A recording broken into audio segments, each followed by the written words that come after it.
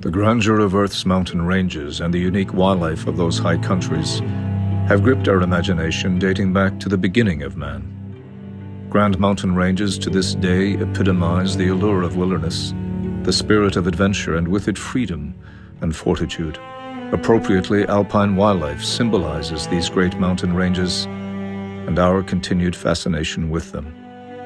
And among these creatures, the most powerful representation of where few dare to go is the wild sheep ram. Sporting golden coils of thick, dense horn atop a muscular and sure-footed frame, the wild ram embodies the pomp, the regal dignity, and the high country splendor like no other. He is the intriguing monarch of the mountaintops, a superstar among a hunting culture that celebrates his existence, guards his future, and longs to hunt him even though he is practically unattainable. Few animals personify mountain royalty more succinctly than the glorious wild sheep.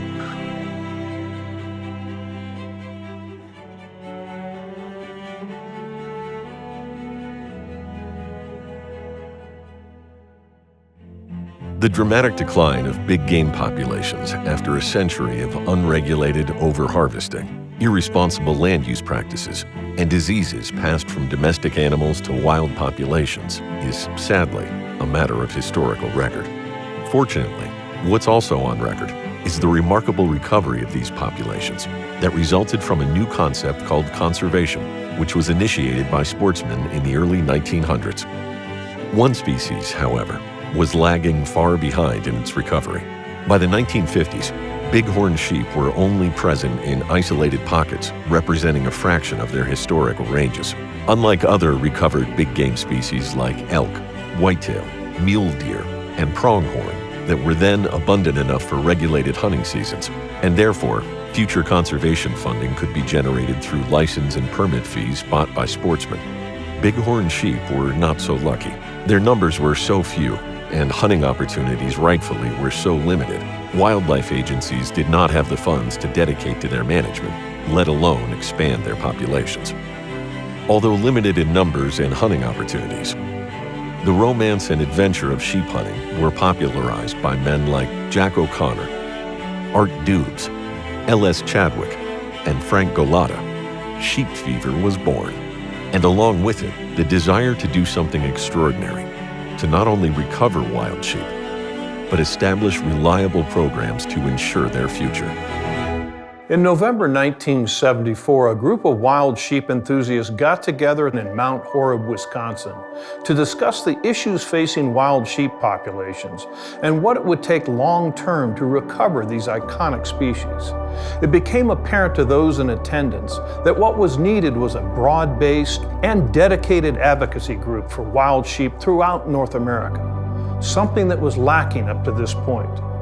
The result of this first organizational meeting was the start of the Foundation for North American Wild Sheep, or FNAWS, with a mission to manage, restore, and enhance wild sheep populations. FNAWS was incorporated as a nonprofit in 1977 in Iowa and began gathering members and raising funds to provide to wildlife agencies to finance the comeback of wild sheep and promote the vitality of their traditional habitats. FNAWS became the Wild Sheep Foundation in 2007 to reflect an expanded vision and purpose. This new vision was to ensure that wild mountain ungulates worldwide are scientifically managed and sustainably utilized to reflect the value people place on these fascinating creatures. It didn't take long for our founders to figure out that while there were plenty of people passionate about doing something for wild sheep, a special economy needed to be created to fund these efforts, something that we now affectionately call the wild sheep economy. To date, through a chapter and affiliate network, and with the support of its industry and guide and outfitting partners, its banquets, annual Sheep Week convention, raffles, and the auctioning of coveted state, provincial, territorial, and tribal conservation permits, the Wild Sheep Foundation has been able to raise more than $136 million, funds that were then invested in wild sheep habitat and population enhancements, education, and conservation advocacy programs in North America, Europe, and Asia. The foundation's purpose is putting and keeping wild sheep on the mountain.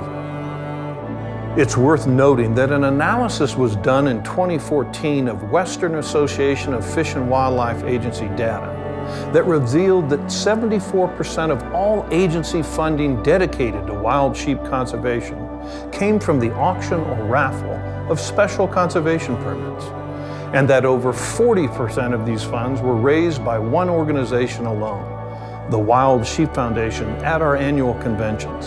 As an organization, we're blessed. It is truly a unique success story. It is a collaborative effort of many stakeholders. This includes sportsmen and women, guides and outfitters, and the companies that support them, coming together for a common cause, giving willingly of their time, talent, and treasure to ensure a future for wild sheep. Then we have those who come to us for what they need and have the expertise and do the work.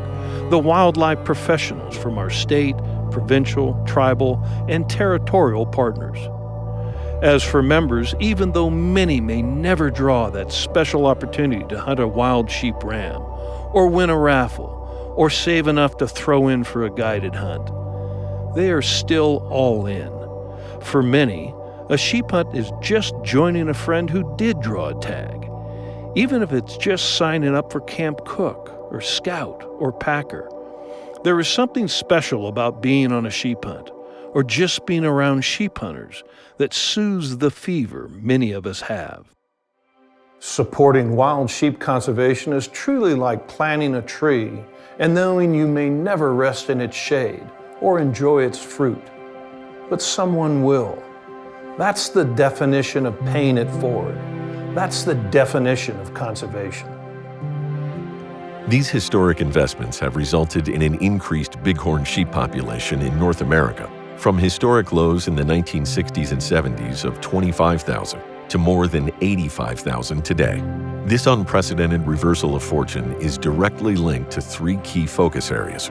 The first is improving wild sheep habitat, including prescribed burning, water developments, noxious weed control, land protection, predator control, and either retiring domestic sheep grazing allotments or converting these to cattle grazing. Another is increasing bighorn sheep numbers through population surveys and inventory, trap and transfers to establish new populations, lamb survival and mortality studies, and ecological research. WSF also directs money to focus on herd health through disease surveillance, test and remove, effective separation strategies between domestic sheep and goats and wild sheep, ensuring habitat connectivity, and mitigating disturbances and stressors.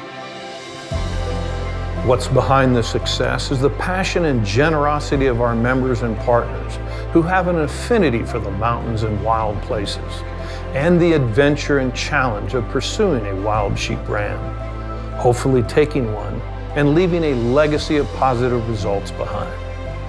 But it's more than passion and generosity. Among sheep hunter conservationists, there is a like-minded family reunion atmosphere that is unique and bonding. Incredibly, an unprecedented 50% of our more than 10,000 members have joined as lifetime members. Long gone are the days when nature will thrive on its own if left alone, unmanaged. Man has been altering the environment and landscape from day one. Our wildlife needs champions that take action. For wild sheep, in particular, champions that give more than they take. With all the successes, there is still much work to be done. The challenges to wild sheep from disease transmissions, suitable habitats and habitat degradation, and predation remain limiting factors in bringing wild sheep back to sustainable numbers in all areas they once roamed. Regardless, the Wild Sheep Foundation, its members, its chapters and affiliates, and its corporate and agency partners are committed to being that champion for wild mountain sheep in North America and worldwide.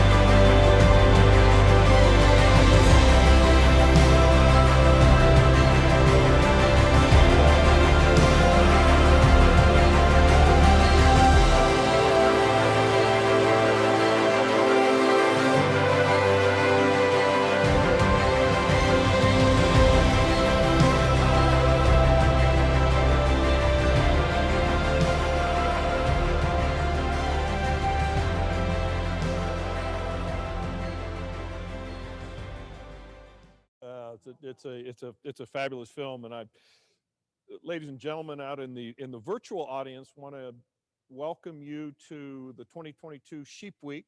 We're here in Reno, Nevada. It's good to be back together. Our show kicks off in a couple of days with our Wednesday night banquet in the Tuscany Ballroom.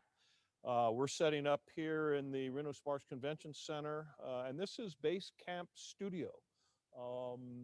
Perry, you and I had some great fun in this studio in Reno last year in our virtual convention, and so we're kind of using it again, and it's nice. But the very great thing this year is we're going to be doing it for a live audience and a virtual audience. So great to be back in Reno. Great to be back here at the Reno Sparks Convention Center for our convention. It's been 2 years and we're ready for it. But I think that video just kind of talks to what the wild sheep family is all about. A passionate group of conservationists and hunters that we just love these iconic species. So what did the video do for you? Well, I've looked up numbers before. It was nice to see it all in one encapsulated message. I've looked for how much wild sheep is given before, and to see it and just give the audience a really broad perspective of all of the issues that are impacting wild sheep, not just disease, which everyone tends to think about, and to grasp a piece of that history and really put it all together in one message, I think is fantastic. So it really tugs at your heartstrings. It was really nice. Well done. Yeah, and if you look at the amount of money, we talk about the wild sheep economy, and it's funded by this event here. It's funded by our chapters and affiliates that are doing banquets and conventions around the North America. That's really the fuel. That's what fuels that engine that can drive the conservation. Kevin, you and I chatted a number of years back when we initiated. So it was 2014 when we thought, let's just look at what the conservation permits do for wild sheep in the community. And you and your team as Vice President of Conservation did the research using Western Association of Fish and Wildlife Agency data that showed that about 74% of all agency funding comes from either an auction or a raffle permit. You were with Wyoming Game and Fish for 32 some odd years. Talk to us a little bit about how that permit process, what you did back in the day with the very first Wyoming governor's permit, and how that's just come about to where we are today in 2022. In our 45-year history, we've had, it was really tough to condense 45 years into a 10 or 11 minute film, but it did a good job. And the thing that I was tickled to see were so many of our founders, and how farsighted were those individuals back then who knew that wild sheep don't pay their own way. License revenues will not cover the cost of managing these critters. So if 3/4 of the money has to be generated from other than license revenue, that's the niche that FNAWS and now the Wild Sheep Foundation and our chapters and affiliates fill. And so I was really tickled to see some of the individuals in the film who I knew when I started. I've been lucky enough to be involved 41 of the 45 years that FNAWS and the Wild Sheep Foundation have existed. But, Wyoming, the state of Wyoming, Governor Hurley, he was the only 3-term governor, and he had the foresight to start this program. As far as I know, no other state or jurisdiction has 5 bighorn sheep permits, but Governor Hurley did. And in the early years, he gave a lot of that funding directly, one license fully funded or 100% donated to FNAWS. And so the agencies recognize the importance of these external partners, these NGO partners like we are. And quite honestly, they couldn't do the work they do in managing wild sheep without all the volunteers and all the dedicated donors and, men and women who, like you said in the film, may never get a chance to hunt a sheep, but they still want to do something to benefit sheep. So it's pretty heartwarming for me to watch that video. And I'm seeing a question from some of our audience out there in the world. And Perry, You are chair of the board of directors of the Wild Sheep Foundation. You're a retired wildlife veterinarian, and did great work here in Nevada. And so this is a question for both of you. And Kevin, I asked you and your team this when we were looking to see what we can do in a short term, and what we could do in the next 2 years to benefit wild sheep. And the question that I posed to you and Clay and Kurt, and Perry, if I can pose this question to you, because it's coming up on the screen, is what was the most satisfying and rewarding wild sheep project that you, Perry, participated in, and Kevin, you participated in? And Perry, why I asked our team that, because I want them to think if there was something that they did in their 32, 35-year careers as biologists in state agencies, what could they do in the next 2 years would bring that same level of satisfaction? So, thoughts? Yeah, that's, it's interesting because I think that one of the most meaningful things that I participated in was one of the last captures while I was in Nevada, and that was returning a group of sheep to historic tribal land where they'd been absent for over 100 years. And being there and releasing those sheep with the tribal members there and seeing the excitement of that release was just an incredible experience. Throughout my career, I've dealt with a lot of disease issues, which don't tend to be really rewarding. But one thing that I feel that wild sheep has contributed to through this meeting is an increase in collaboration amongst all the agencies and all of the researchers, and has really provided a platform during this meeting to bring people together from around all of the jurisdictions that do have wild sheep, and allowed us to really build on a collaborative effort and our joint issues that we have going forward. So that's all, both of those have been very rewarding. Hands down, the most euphoria you do feel is when you open that trailer door and those sheep all come out. We had one transplant. It was on the Wind River Indian Reservation in Wyoming. And we had over 400 people gathered to watch that from across the river on the highway side while the sheep were released on the railroad side. And I was on the highway side with all the folks. And we knew there were 26 and 17. We knew there were 43 sheep. And as a group, it was a count: 39, 40, 41, 42, and then silence. It was like, uh-oh, did a lamb somehow get hurt? 43. And that last one bailed out of the trailer. And it was just, I get goosebumps thinking about it now. And that was January of 95. So 27 years ago, I still remember it like yesterday. So there's nothing that beats that. We and a great number of partners have participated in two recent trap and transplants in Montana. We've got the Tendoy's repopulation that we work very, very closely with Montana Fish, Wildlife and Parks, the Montana Wild Sheep Foundation, Bass Pro Shops, Cabela's, and then a project in the Little Belt, which is really exciting. It's Perry. It's like the Paiute Reservation trap and transplant. I can't recall the number of years, but 70, 80 some odd years since we've had bighorn sheep in the Little Belts, and a great group of collaborators. You talk about collaboration. Montana Fish, Wildlife and Parks, Montana Wild Sheep Foundation, Wild Sheep Foundation, Bass Pro Shops, Cabela's, Kuyu, Kennetrek, Great Falls chapter of Safari Club International, Montana Bowhunters Association, all these organizations coming together. And Kevin, they did exactly what you said. Trap sheep, bring them to another area, and then when you see those sheep released, like you saw in the film, you see those sheep released, it tears you up. The second high spot I can speak to, and this was before GPS collars really got common, is you always had to go do a flight to see who was surviving after that release. And maybe you do it the next day, or depending on how you set the mortality sensors in the collars. But that's a great feeling when you fly the next day and everybody's accounted for. None of the collars are on mortality mode. So that's just another bump that you feel.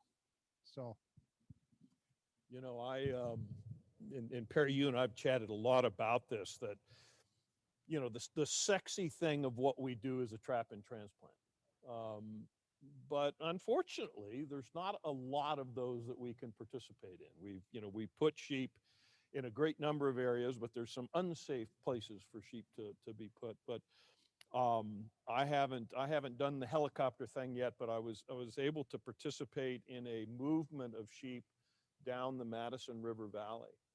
And, you know, Kevin, I saw you tear up. We did a drop net, and it was really a test run. And we were going to do some disease sampling, but they did ultrasound. I mean, all that. Kevin, you and I were there.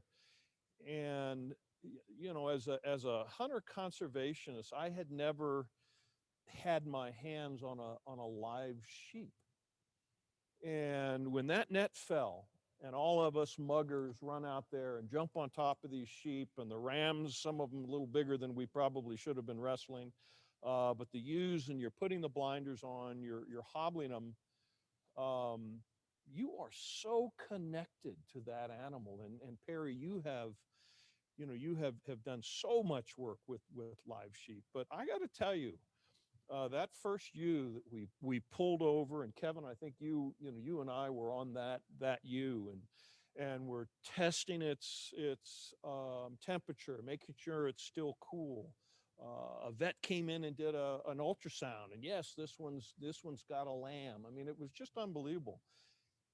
And then when you release that ewe, and she runs away, I mean, I felt like I was going to cry like a little baby. So it's what we do. It's a passion that we have, and you know, I think it's the epitome of what this organization's all about. you know, I would say there is no young man that ever forgot his first kiss. And so that's, You know, we talked about the increase in wild sheep populations, you know, brought about by trap and transplants, by habitat improvement. 1960s, 1970s, 25,000 bighorn sheep in North America. That's Canada, Mexico, and the U.S. 85,000 or so today, but they still face great challenges. And we talk a lot about them, and did on the film. You know, there's 50 years of success, but where will wild sheep be in the next 50 years? Where do we go? Well, hopefully they will still be on the mountain for future generations forever to enjoy. But, you know, I think what we're doing now is really addressing what are the next challenges that are coming up. And I think we've seen some hints of what's out there this year with the extreme mega droughts and extreme heat across the West. So we know that there's challenges out there, and the same ones that we've been dealing with, disease and other issues, predators, those types of things will continue. But the nice thing about, and the importance of wild sheep, is to have this group of experts, these people that know sheep, these people that are doing this as their life works, the foundation which will continue to fund this, and make sure that we are nimble enough to keep focusing and catch the nuances that are occurring and address them early and get on top of them before they become a major issue for sheep. And I frankly think Wild Sheep Foundation is one of the few organizations that can do that, and is committed to doing that, which is what they need.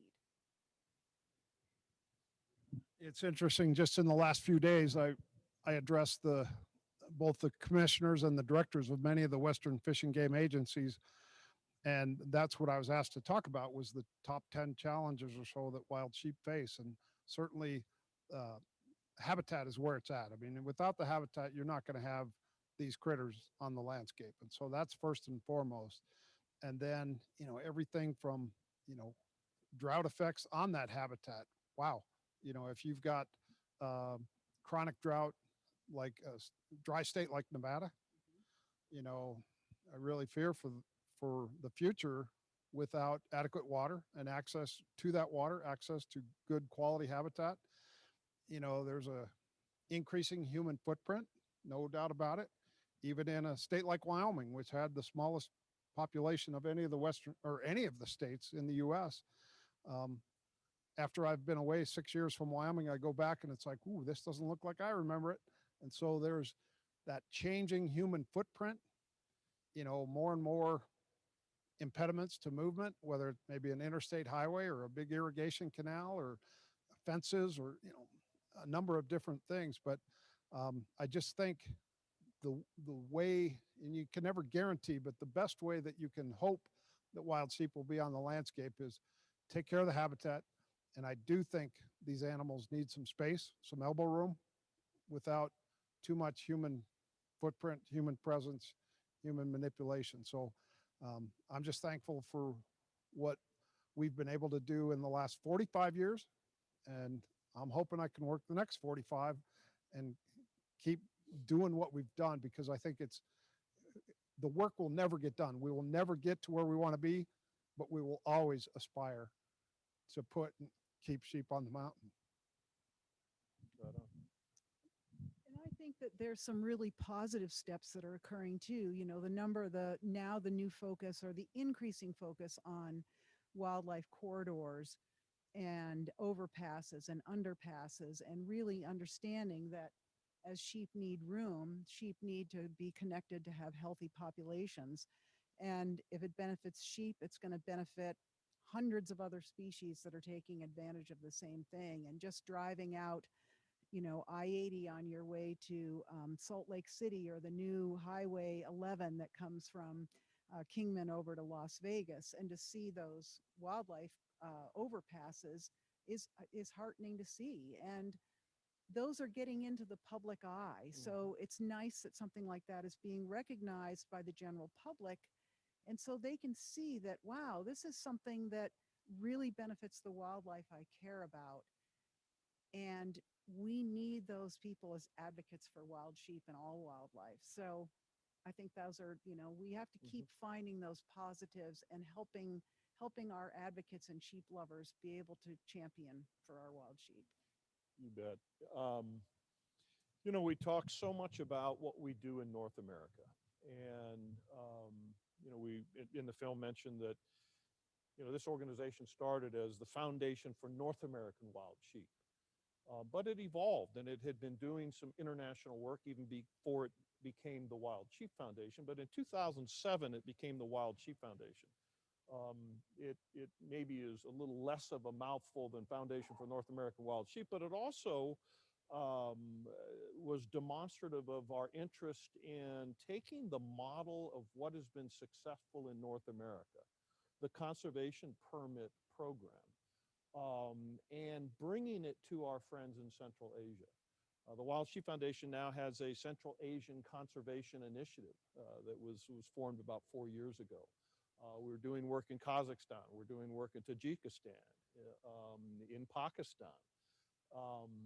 And Kurt Alt, our conservation director and for international programs in Montana, is going to be having a seminar that will be streamed live from our base camp studio here in the convention center on Saturday morning, 8 a.m. Pacific. We'll have the U.S. Fish and Wildlife Service in on that. But Perry, talk to us. You were with Kurt in Kazakhstan doing some work, and some of it was disease related. Some of it was also population surveys. We've been funding those. And interesting enough, a user pay system. Members hunting wild sheep in those locales are using those dollars to fund the initiatives. But if you could talk a little bit about what you were doing in Kazakhstan and Tajikistan and that direction. And of course, we'll have that seminar on Friday, and you can get a much broader picture of it. But maybe touch on that a little. Yeah, with the Kurt and I went over there, and one of the main things was basically to talk about the science and to look at, visit a number of their sort of hunting areas that had lodges and camps associated with those for hunters to access, and really get an idea of looking at the population levels and amazing what the local game wardens and the folks that were living in these areas were able to accomplish. We'd be up on the mountain, and they'd go, oh, we'd be scanning with our binoculars, and they'd be like, oh, there they are. And so they have an incredible eye for seeing these sheep. And it was really exciting to see the interest amongst the scientific community, some of the universities, in being able to start doing some more of the science with figuring out what the disease issues are, baseline parameters for the sheep there, pulling them involved, educating the hunters and the game managers there on population management, looking at, looking for disease surveillance, that type of thing.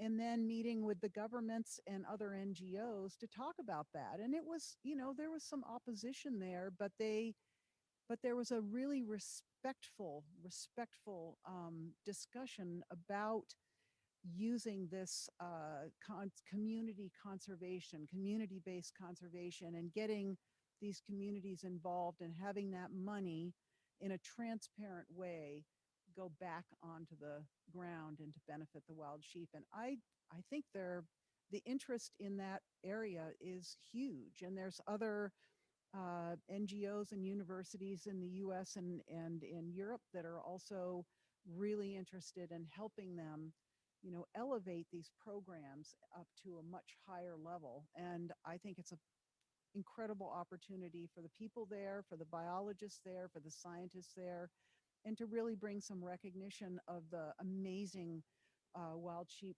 populations that they have, and provide really a win-win situation for conservation in those regions. Thank you. My add to that would be, you think about the Central Asia Conservation Initiative and the program that Kurt Alt and Jack Atchison Jr. and a bunch of folks have been involved trying to build. And what I see is that we didn't go to those foreign countries and tell them what to do. I think we showed them what's possible. And I think a lot of bright people over there said, maybe we can do something to benefit not only the resource here in these countries, but also the people that live with these animals. So I think we should take great pride in that fact that we're sharing information, we're sharing experiences, things that work for us. And it's like, you guys all think about it and evaluate and test what works for you all, but here's some proven track record that you can base your experiment on. Let's bring it back, but let's go north. We talk such a great deal about bighorn sheep and the trap and transplants that have brought that those wild sheep back. But we've got another 95 to 100,000 thin-horn sheep up in British Columbia, Alaska, Yukon, Northwest Territories. Kevin, you are Vice President of Conservation. You're also our thin-horn lead. What challenges do thin-horn sheep, the stone sheep, the Dall sheep like we have right next to you, what are they facing? And we started the Thin-Horn Initiative back to put an emphasis on the thin-horn. So where do you see that, and where will Wild Sheep Foundation go to address those problems? Yeah, we certainly have sharpened our focus on thin-horn sheep, in my mind, in the last 10 to 15 years. We have a lot of work to do, but those populations, if you look at them, are largely where they were when Charles Sheldon made a map 110 years ago. So the distribution hasn't changed, but I think some of those northern Dall sheep and stone sheep populations are really going to be impacted for whatever reasons. As climates change, it's going to change their seasonality. It's going to change the the icing up of snow layers, periodic melt, thaw, refreeze, and it's going to make the forage difficult to get to. We're also seeing, and there's evidence in Alaska, where the brush line is going up the hillside as climate's warm. And so, you think about an animal that largely lives above tree line. Well, is tree line slowly but inexorably going up the slope? Pretty soon you run out of geography.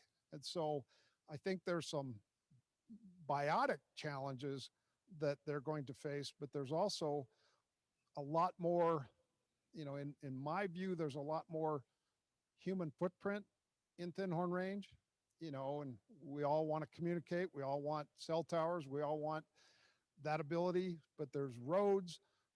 There are human footprint that I think are really impacting sheep habitat. In many jurisdictions, there's an issue with off-road vehicle use and abuse, frankly, that needs to be addressed. And some jurisdictions are trying that. So I think people are going to continue to impact thin horn sheep habitat, while the biotic factors also impact that habitat as well. So, I would love to think that in 100 years from now, Dall sheep and stone sheep would occur where Sheldon mapped them in 1911, where we map them currently, and where they would be now. But boy, we better pay attention to what's going on up north, because that is a changing situation up there. We'll have our third Thin Horn Summit up in White Horse, Yukon in May. And we'll be getting all the experts from the territories and provinces and our great state of Alaska there together to be addressing this. As we know, Alaska's had a pretty significant, and that's an understatement, die-off from the factors that you were just discussing, climate-based factors that we're gonna have to address. But I was just up in Anchorage in early December, meeting with Alaska Professional Hunters Association and Alaska Game and Fish folks, and pretty devastating. Last spring of 21, we polled our three main conservation partners in British Columbia about stone sheep, because that's pretty much where they occur in the province. And all three of the groups, the government, the ministry folks came back, our Wild Sheep Society of British Columbia affiliate, and then the Guide Outfitters Association from British Columbia, all came back with a population estimate. We asked them a simple set of questions, and they all came back pretty close together on numbers. And I was surprised, and I guess not encouraged, but motivated. There was some real commonality in what they viewed as the three biggest challenges for stone sheep, for example, in the province.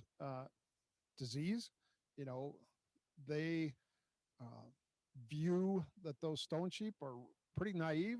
They haven't had to deal with a lot of exposure that, say, bighorns in the West have to animals that might transfer a pathogen and challenge them from a respiratory pneumonia standpoint.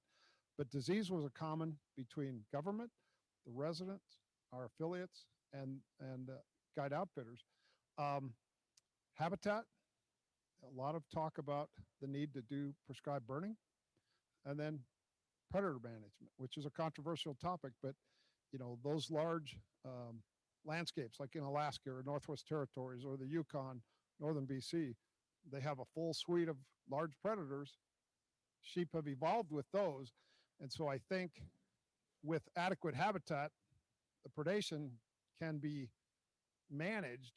But boy, we really need to focus on some of those challenges in the province, because I think stone sheep are literally the underdog. Maybe there's 12 to 14,000 stone sheep, where desert sheep now are probably in excess of 22 to 25,000. For a long time, desert sheep were sort of the underdog, but through good management, desert sheep numbers have increased. I think we turn a lot of our attention and focus on stone sheep in the next decade, say. Perry and Kevin, we've talked about the management actions that that are necessary and were necessary to bring wild sheep populations back. It's an intensely managed species.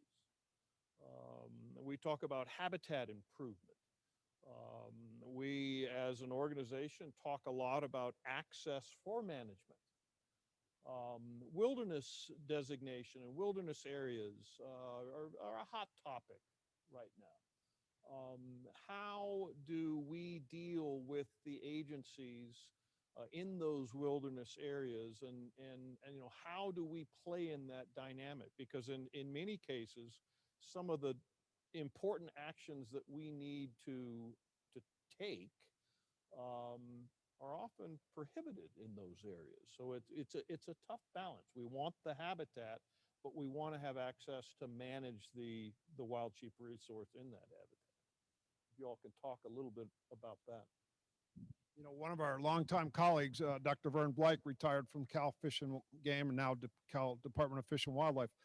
You know, Vern has written extensively on this and presented, but one of the comments that he often makes is folks need to recognize that wildlife is one of the main components of a wilderness experience. So, you know, not trying to, you know, figure out equal footing or anything else, but boy, people need to realize that their wilderness experience is certainly enhanced, you know, if they run into some wild critter somewhere that they maybe haven't seen before. And so, you know, these lands, wilderness, I way back in my career, I heard somebody say that wilderness is the most intensively managed landscape there is. And I thought, what does that mean? You know, versus an area that's open to various multiple uses, but it's like so much effort has to go into protecting the wilderness characteristics that the 1964 Wilderness Act called for. But we just need to keep bringing to the discussion is that wildlife and their values are a huge part of the wilderness experience. And so it takes management to maintain these habitats and these populations. And I think that the key that you made just now, Kevin, was that you said the 1964 Wilderness Act. And it is up to us to convince or work with the land management agencies to help them understand that this is not 1964, and the challenges that we are having today, from extreme wildfires to extreme heat domes to flooding to ice, snow, melting ice, those sorts of things are a challenge for wildlife and for the wilderness itself. And if we want to maintain those, then we really have to work with them and through our Legislative Affairs Committee and really help those land management agencies understand that the wildlife really, as pointed out in the movie, it really needs to be managed in order to survive. It can't manage itself, not in today's world. You know, and I think that's a great leads kind of a nice segue into the last question. We've got some folks online on, you know, how do they get involved and how do they you know, get into this family. And the Wild Sheep Foundation is a family. We have chapters and affiliates throughout North America. You can get involved in the local level. From the international level and Wild Sheep Foundation, you can go to our website, wildsheepfoundation.org, join as a member. Right now, we've got a membership drive that was just launched that we are partnering with the Association of Mackenzie Mountain Outfitters up in the Northwest Territories. And someone who joins and renews is going to be drawn at the end of June for his or her choice to hunt with one of 8 of those incredible outfitters. So it's only $45 to join the Wild Sheep Foundation. If you join as a life member, you can get a few more entries into it. But you know, that's a way to get involved. Get involved in this convention. You know, participate in your local chapter. But you know, it's a fun group of people. We love to get together. As Keith Balford, our director of marketing and communications, says, you know, come for the sheep, but stay for the party. And that's what we like to do here in Reno. And that's what we like to do as Wild Sheep Foundation. Gray, you used the term before about sexy, high visibility type projects. Well, reviewing a forest plan revision or a BLM allotment management plan, not very sexy, not very fun, but that's critical. And so if folks want to get involved, from an advocacy standpoint, they can certainly get engaged in some issue, some land use issue that their home jurisdiction has about wild sheep habitat. And, you got to do the rotten jobs to leave time and make room for the fun jobs. You bet. And I'd just like to add that all are welcome. You don't have to be a sheep hunter. You just need to care about conservation and wild sheep and be willing to work for them because they need all the help they can get. Right on. Well, I think that's a great close. And ladies and gentlemen, thank you very much for joining us for our Putting and Keeping film for this post-premiere chat. That film will be put out into our Adventure Theater, so you can watch it on demand. We've got one more day of just virtual content going on tomorrow. You'll have an opening video in the morning.